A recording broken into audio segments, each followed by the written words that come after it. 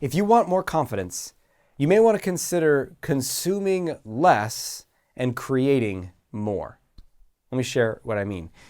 We live in an era where consumption is abundant and easy. You can consume anything you could possibly want. You want to consume food, it's there. Any kind of food, it's there. Any sort of weird, modified, chemically adulterated food-like substance that's mostly petroleum with a slight bit of natural flavors in it, that's there at your local gas station or whatever. You want to eat anything, it's there. Any substance is available to you. If you want to consume anything with your eyes, with your ears, you want to watch anything, instantly it's there. You want to listen to books endlessly, podcasts endlessly, YouTube videos, like everything is there right here at the click of a button, at the press of a flick of a finger. And that's an amazing thing. I mean, it's led to such great developments in ourselves, sharing of learning, sharing information. This channel right here exists because of that. So I'm not knocking it. I'm a huge fan and I consume tons of information, ideas, and all those things. But we got to have a balance. Because if you're trying to build your confidence, if you're trying to basically being able to create confidence and go after what you want comes from having a certain amount of energy in your system. You are able to go out there and, whether it's talking to somebody, creating something, writing something, expressing an idea, you got to put energy into something, whether it's your relationships or in your career or in your physical health. That's how you're going to steer the ship of your life, aka live life on your terms with confidence. And when we're constantly consuming, there might be a little burst of energy from what we're learning, like, ooh, interesting, or a little bit of an energy or excitement about, something relaxing or a TV show or something. But if you study your energy over time, when you're doing a lot of consuming, after that a little spike, you kind of start to settle into a lower energy, more passive state.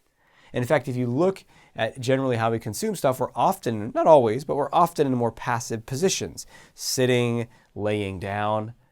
And even if you're in motion as you're listening to something, you still might notice your energy declines. And so what we need to do is we need to balance that with creative energy. So consumption and then creation. Now creation is what's got to come out of you. All that stuff you're taking in, like let it move around, move through you, get mixed with everything inside of you, and then come out in some new way, shape, or form. So what do you do to create? What are your methods? What are your pathways of creation? You might already know a few. You might already be doing a few of those.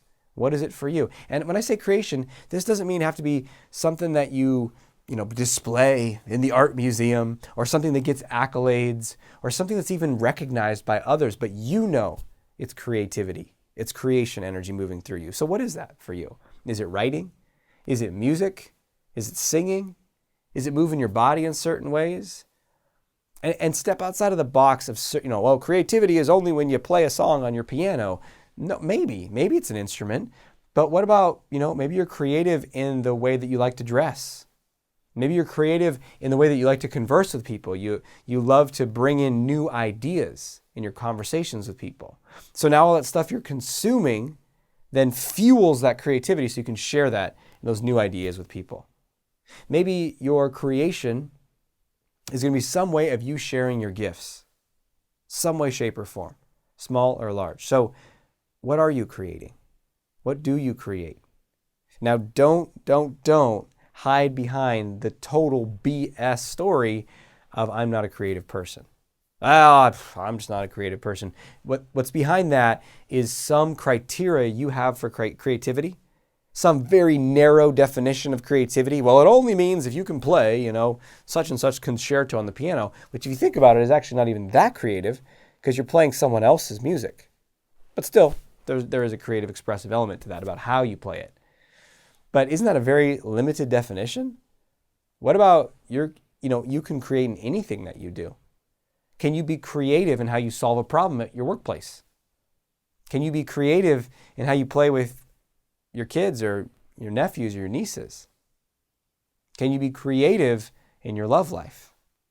Oh yes, you better believe it. So it's not about if you can and whether or not you're a creative person, it's how do I want to express my creativity? And one way that we can diminish that is by just spending all of our time in consumption. So if you notice that every moment of your life is filled with just taking things in, So there's no silence, there's no pauses. Put a little bit of silence in there. Because what's going to emerge out of that silence is a creative idea.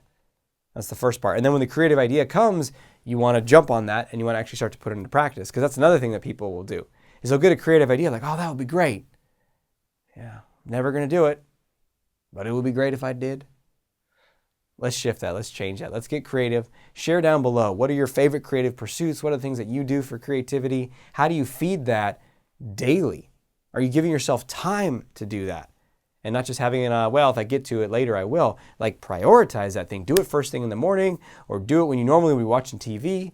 Find a way to express that. So share down below what you're seeing about yourself. And if you want to go further with my work and you want to build that confidence, if there's an element of fear about creating and putting your creations out there in the world, that's a confidence issue and I can help you with that. So go to my website at draziz.com, draziz.com, and there's a little button you can click to get an ebook of mine called 5 Steps to Unleash Your Inner Confidence. And that's absolutely free. My gift to you so you can start to skyrocket your confidence now. Until we speak again, may you have the courage to be who you are and to know on a deep level that you're awesome.